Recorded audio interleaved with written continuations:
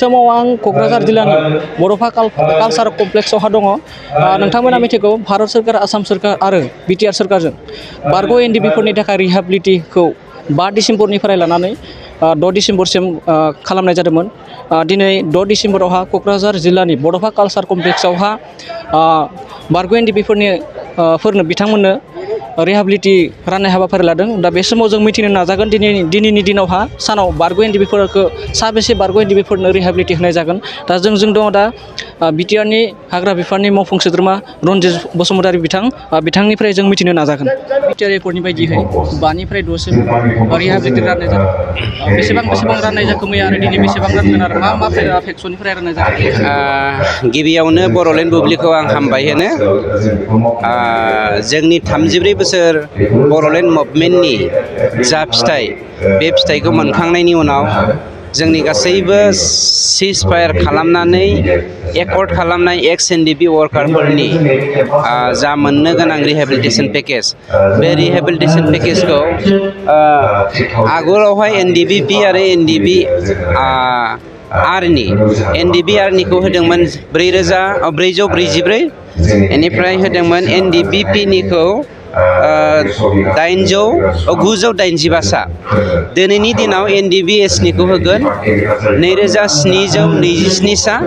बेनिनो हाबदेरगोन बेवहाय 47 सा एनडिबिपिनि।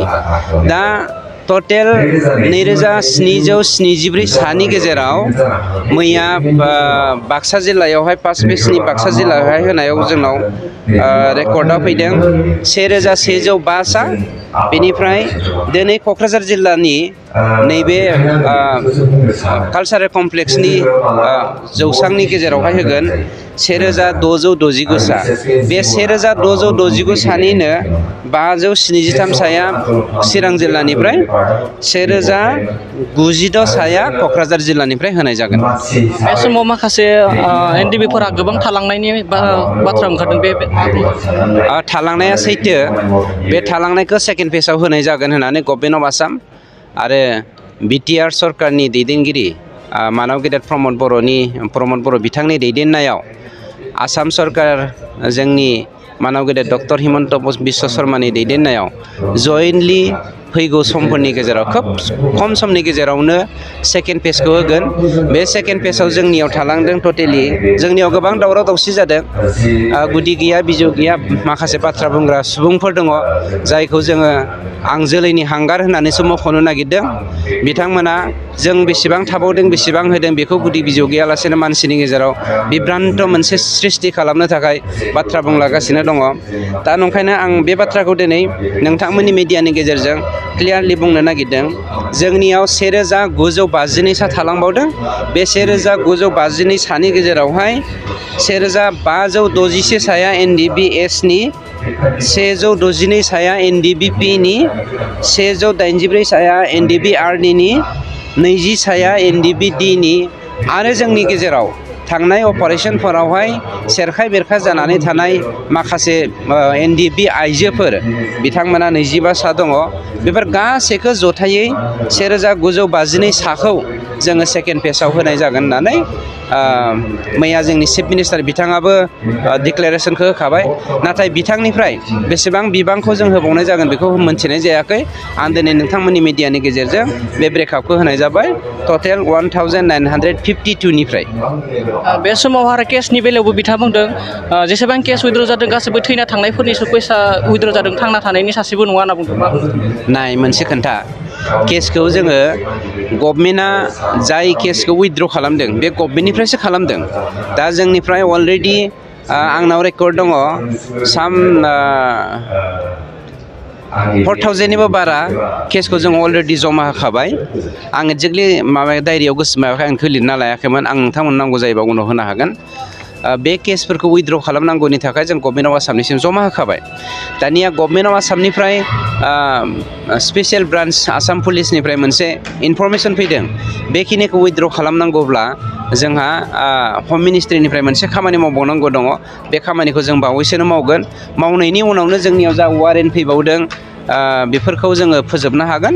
दा बिनि अनगायैबो जोंहा गभर्नमेन्ट अफ आसामा गभर्नमेन्ट अफ इन्डियाजों सावरायनानै आसामनि बाहेरनि गुबुन गुबुन स्टेटआवबो जोंहा एनडिपिफोरनि केस दङ इभेन जोंहा आउटसाइड इन्डियायाव केस दं जेरै भुटानाव जोंना जेल जानाय सेंग्राफोर दङ दिनैसो बे एनडिपिनि नामाव नेपालाव जोंना एनडिपिनि केस दङ बांलादेशआव हयथ' एनडिपिनि केस दङ म्यानमाराव हयथ' एनडिपिनि केस दङ बेफोर गासै केसफोरखौ जथायै फोजोबनो थाखाय जोंहा हम मिनिस्ट्रिजों मावनांगौ खामानि दङ ओरैनो जानला मोनला पलिटिकेलि इनभल्भ जानानै बाथ्राफोरखौ बुंलाबायोब्ला हारिनि गेजेराव जे मोनसे बेले बेजे सोमजिगोन बे रोखा दिनै नोंथांमोना नाय बेवहाय रोजा रोजा सेंग्रा सिख्लाफ्रा एनडिपि एक्स वर्कारफ्रा फैदों बिथांमोननि केसफोरखौ जेसेबां मानसिफोर दङ केसफोर दङ रोजा रोजा मानसिफोरनि बे केसफोरखौ थैनायनिसो केस होनानै बुंलाबायनानै गावनि दायित्वनिफ्राय एखेनो नागिरबा जागोन नामा बे गोरोन्थि जादों आं बुंदों जुदिहे धीरेन बर'आ बेखौ बुंदोंब्ला नोंथांमोननि मिडियानि गेजेरजोंनो बिथाङा उइथड्र खालामनांगौ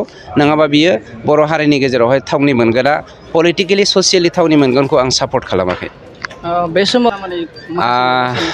आं एनडिपि एक्स वर्कार जानानै मोनसे समनि आरो दिनैनि बिटिआर सरकारनि सासे सोद्रोमा जानानै गभर्नमेन्टनि पार्ट एन्ड पार्सेल सासे मानसि जानानै आं बेखौसो जोंनि एनडिपि एक्स वर्कारफोरनि थालांनाय सोद्रोमा बिथांमोनखौ खावलायगोन नोंथांमोना अधर्ज जानो नाङा सोरबा एक्स वाइ जेडआ गावनि पलिटिकेल लाबालाबनि थाखाय बायदिसिना बुंनानै जोंनि गेजेरावहाय मोनसे दोहौ लाबोनो नागिरदोंब्ला बा गाज्रि आबहावा सृष्टि खालामनो नागिरदोंब्ला बेखौ गावबा गाव बिबेकजों स्टाडि खालामनाया मोजां मानोना जेसेबां मोनबाय बे मोननायनिनो जोङो माखासे थालांनायखौ 1950नि साखौ जोङो सेकेन्ड फेजआव होनायनि थाखाय थांखि लाखाबाय दिनैसिम दा क'क्राझाराव मोनगोन सिमावलागै जोंनियाव 4203 जोङो दा मोननो थांगासिनो दङ टटेल पिनि बै समनि 985 प्लास आरडिनि 447 दा जोंनि एनडिबि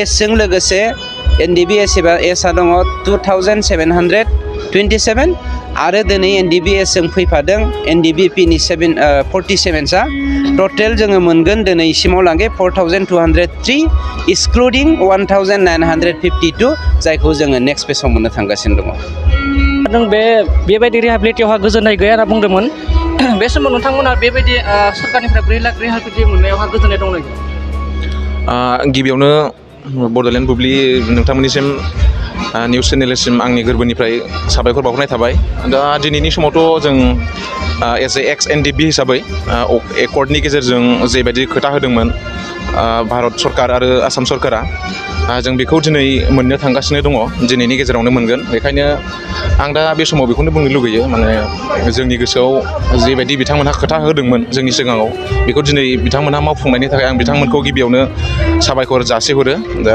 आसाम गभर्नमेन्ट आरो भारत गभर्नमेन्टखौ लोगोसे जोंनि जायफोरा सिगाङावहाय लिडारशिप दैदेनबोदोंमोन जेरैहाय रनजित बसुमतारी बा फेरेंगा सारमोन आरो सावरायग्रा सारमोन बिथांमोनहा जिबायदि गावसिनि बिबानखौ सिगाङावहाय आगोलावहाय मावबोदोंमोन दिनैनि समावबो बिथांमोनहा गावसिनि खोथा होनाय बायदि लाखिनानै दिनै जोंनि केडार्सफोरनो जेखिनि मोननांगौ बेखौ होगासिनो दं आरो दिनैबो होगोन आरो बिनि थाखाय आं खुब गोजोननायखौनो दं होननानै बुंनांगोन आरो मिथिना मोनबाय बिथाङा सोरखारनि बेबायदि बिटिआर एकर्डजों थाफानाय रिहाबिलिटि मोननायाव गोबां गोजोननाय दं होननानै बिथाङा फोरमायदों नोंथांमोननि थाखाय बेखेवबाय गियाथि गाउन बांसबारि रेन्ज मानास नेशनेल पार्कआव समायना दावराइ जंगल रिजर्ट बे रिजर्टआव नोंथांमोना jeep ride elephant ride tea tower river rafting village visits फ्रिबेलि इथनिक फुड माल्टि कुजिन बायदि बायदि सुबिदा थागोन बुकिं खालामनो आरो गोबां मिथिनो थाखाय फन खालामनो हागोन 6900226214 9954961665 8638 360 282 9859 161 912 दावराइ जंगल रिजर्ट मानास नेशनेल पार्क कियाथि गाउन